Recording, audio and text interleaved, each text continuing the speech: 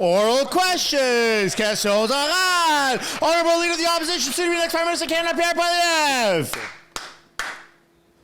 The 40 Liberal members are noting what Canadians know already. This Prime Minister is simply not worth the cost, the crime, or the corruption.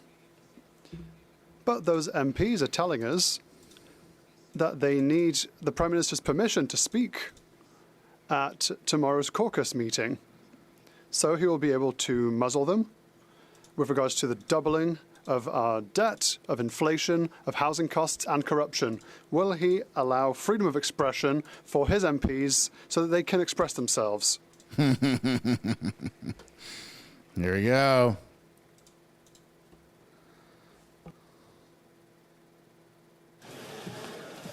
So, the chair could not detect that this question has to do with the administration of government. Wow. Okay. The Right Honourable Prime Minister. I think, Mr. Speaker, we see very clearly once again that the Leader of the Opposition should concern himself with his priorities. He doesn't care about Canadians' priorities. We're delivering for Canadians, for dental care, for pharmacare, for $10 a day daycare. The Conservative It doesn't work for everyone. Offers only cuts and austerity and political play. What we are going to do on this side of the House is work for Canadians and their well-being. The Honourable Leader of the Opposition. Mr. Speaker, it's the Prime Minister who is distracting himself with political games because his own MPs, about 40 of them, have noted that he is simply not worth the cost, the crime, or the corruption.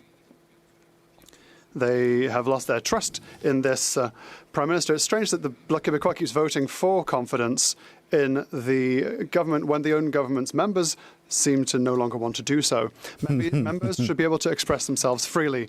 Will the Prime Minister stop muzzling them so that they can express themselves to say finally that the Prime Minister is not worth the cost or the crime? I hope he brings up the letter internally, right? The Right Honourable Prime Minister. Once again, Mr. Speaker, we see the point up to which the Leader of the Opposition is only working for his own partisan politics. He's not working for the well-being of Canadians. We are here to invest in pharmacare, for example, that will deliver insulin for free to those who need it, that will deliver contraception for women from coast to coast to coast. And the Conservative leader just wants to talk about politics. He wants to talk about the cuts that he will make in programs that Canadians need. We will be here for Canadians. The Honourable Leader of the Opposition. Mr. Speaker, we now learn there are about 40 Liberal MPs that believe that this NDP Liberal Prime Minister is not worth the cost, crime, and corruption. But there's this strange rule in the Liberal caucus that you need to have permission from the Prime Minister to speak at the microphone. So a Liberal MP wanted to get up and say quadrupling the carbon tax is a bad idea or doubling housing costs is making people homeless. They can't do it. Will the Prime Minister lift the gag so his Liberal MPs can say to his face that he's not worth the crime, the cost, and the corruption? There he goes, man. Once again, in English, none of these questions have to deal with the administration of government, but I see Oh, my God. Order. I see that the Prime Minister is rising to his feet. The Right Honourable Prime Minister. Mr. Speaker, it seems that the Conservative leader is confusing rules that apply within his Conservative caucus to rules that we have in the Liberal Party. But the reality is, Mr. Speaker, we see at which point the Conservative leader is simply focused on playing politics and gaining power. That's why he wants to talk about things that are not having to do with delivering for Canadians. He doesn't want to talk about the fact that close to 1 million Canadians will be receiving dental care because of our Canadian dental program that he says doesn't even exist and that he's voted against every step of the way.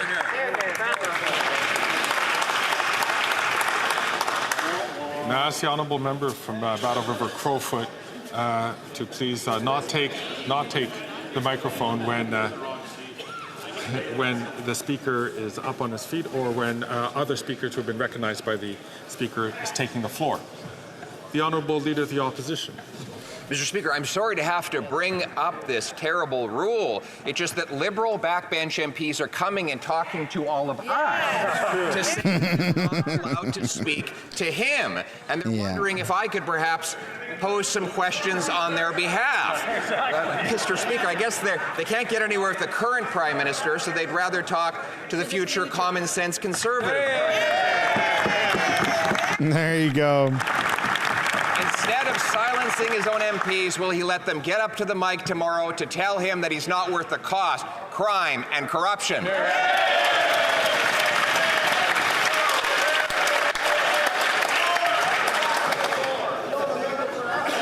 The Honourable Leader of the Opposition.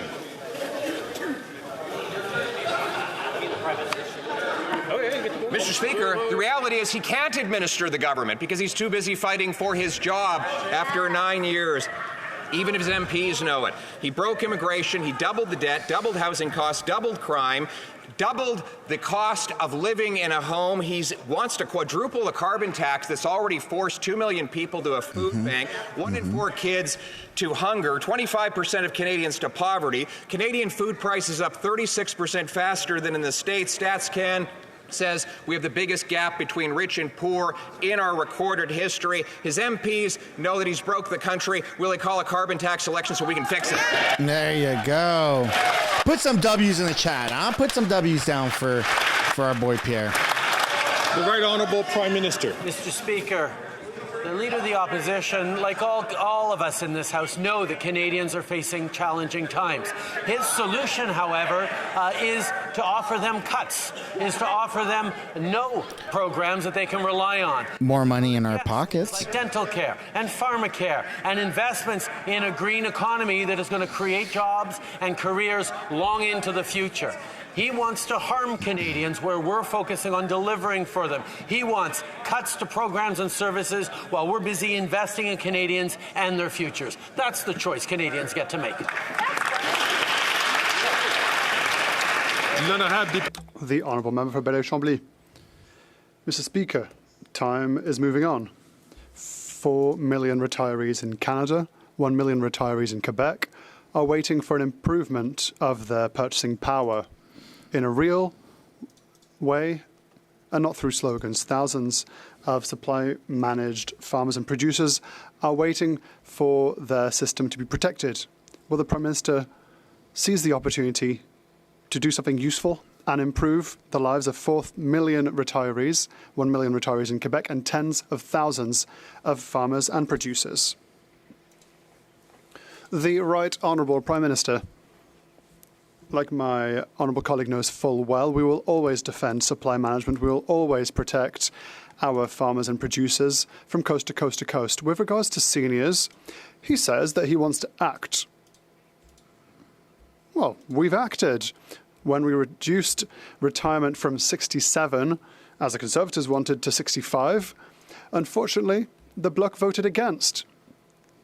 We also acted when we delivered an increase in 10% in the Guaranteed Income Supplement. The Bloc voted against. There's a dental care programme that delivered for close to 1 million Canadians. They voted against. The Honourable Member for Bellevue-Chambly. The Prime Minister is manipulating the facts, but acting is something he'll have to do in a few days. In a paralysed parliament like this one, with a paralysed government like this one, we have made a proposal that will help people. A proposal that could stabilise Parliament for another few weeks. He'd need it. Will he allow his party to be eaten from within and without, or will he change things for the better for millions of people? Wow. The Right Honourable. Call the election. I've said many times, Mr. Speaker, I completely agree with the desire to be here for seniors who need our help, and that is the reason for which our government has enacted a number of measures in the past years to invest in seniors, to be here for our seniors. and we are open to working with people in this House in order to deliver even more for seniors. The Honourable Member for Rosemont-la-Petite-Patrie. Mr. Speaker, poverty and insecurity are affecting more and more people. According to one study, every month 40% of Quebecers are a mere $200 away from bankruptcy. $200, Mr. Speaker. The situation is so serious that the expression tightening our belts is becoming too real. 20% of people are eating less just to save a bit of money. It makes no sense. It's a result of the Liberals' weakness in forcing CEOs of big grocery stores to do the right thing. When will the Liberals stand up, grow a spine, and force these companies to control the prices of essential foods? Isn't that a dictatorship, man? Mr. Speaker, the NDP knows full well that we have enacted measures to improve competitivity between groceries. We have delivered direct aid to families who needed it, and we're also delivering a program for food in schools that is saving hundreds for families from coast to coast to coast. We will continue to be here to support Canadians. We'll continue to be here to invest in programs that will help Canadians, whilst the Conservatives are just threatening austerity and cuts. The Honourable Member from Nunavut. Last week, First Nations leaders respected the First Nations caring society by voting to guarantee all First Nations children will be protected from Canada's discrimination in child and family services. The Liberals had offered a weak funding plan with an expiry date. This discrimination must stop now and forever. Will the Prime Minister finally respect the Human Rights Tribunal, stop discriminating against First Nations children, and offer First Nations an agreement that upholds their rights? The Right Honourable Prime Minister. Mr. Speaker, reconciliation means walking. Why don't you get Indigenous communities across Canada clean drinking water? Continue to be there to invest in supports for Indigenous peoples. It means we will continue to work with them in the ways that make sense. I will highlight that the Chiefs of Ontario and the Anishinaabe Aski Nation are continuing to look for ways to move forward with the government to support kids who've been affected in care. We will continue to be there to work in partnership with Indigenous leadership and communities to deliver the supports so deeply needed by so many young people. That's great. Great. The Honourable Member from Calgary Forest Lawn. After 9 years of this Liberal NDP government, taxes up, costs up, crimes up, time's up. The Parliamentary Budgeting Officer confirmed what Canadians already know. This incompetent finance minister can't do math. She's going to blow through her own deficit this year by $7 billion. That's higher taxes and lower standards of living. Wow. 1 in 4 Canadians are already skipping meals, and this Liberal-made misery is only going to get worse. Why not call a carbon tax election now so Conservatives can fix the budget? The Honourable Deputy Prime Minister and Minister of Finance. Mr. Speaker, I am so glad to hear the Conservatives talk about the PBO, because just they're dropping the PBO Bank of Canada announcement tomorrow on the sustainability of the federal finances. And I'm going to quote what the PBO said. Quote, "Current fiscal policy at the federal level is sustainable over the long term. In fact, according to the PBO, the federal government could even, quote, permanently increase spending by 1.5% of GDP. The only fiscal threat to Canada is Conservatives, who would cut health care, child care, national school fees."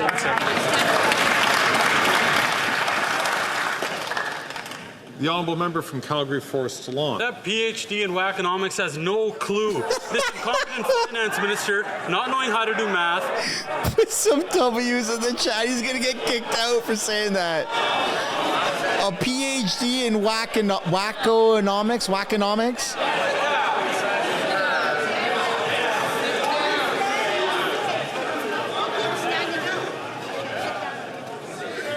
Shoot, man, that's funny. Colleagues, try to encourage as much freedom as possible in terms of the way people express themselves here. I'm going to ask honourable members I'm going to ask honourable members to, as much as possible, refrain from using language which is directed at a particular member and is considered Unparliamentary. insulting to those members. So I'm going to encourage all members, and I've spoken about this in a previous ruling. I'm going to ask the honourable member from Calgary Forest Lawn to start his question again, but to rephrase his question so that he doesn't. Nah, do it again. Do it again. Do it again. Sounds like liberal wackonomics, and this incompetent finance minister not knowing how to do math ensured 50% of Canadians can't afford basic necessities like food. She'll give cushy contracts to rich liberal insiders while telling the 2 million Canadians she sent into a food bank they can solve their liberal-made misery by cancelling their Disney+. She knows higher deficits lead to higher taxes and lower standards of living. She just doesn't care. Why not call a carbon tax election now so Canadians can fire these economic arsonists? Yeah, buddy! Show your support down in the live chat. That's phenomenal. He's going to get a warning. Back to members on this matter, but I'm going to encourage all. Yeah, they're going to raise a point of order after. I'm going to encourage all members to please. Oh, that's good. Their counsel when they're not recognized by the chair. The Honourable Deputy Prime Minister and Minister of Finance. Mr. Speaker, thank you for your remonstrations. But Yeah, I have shut to tell up. you, speaking for myself, puerile playground insults from the maple syrup mega don't bother me. How is that any better? Point of order, Mr. Speaker! Point of order! Point of order! That's discrimination.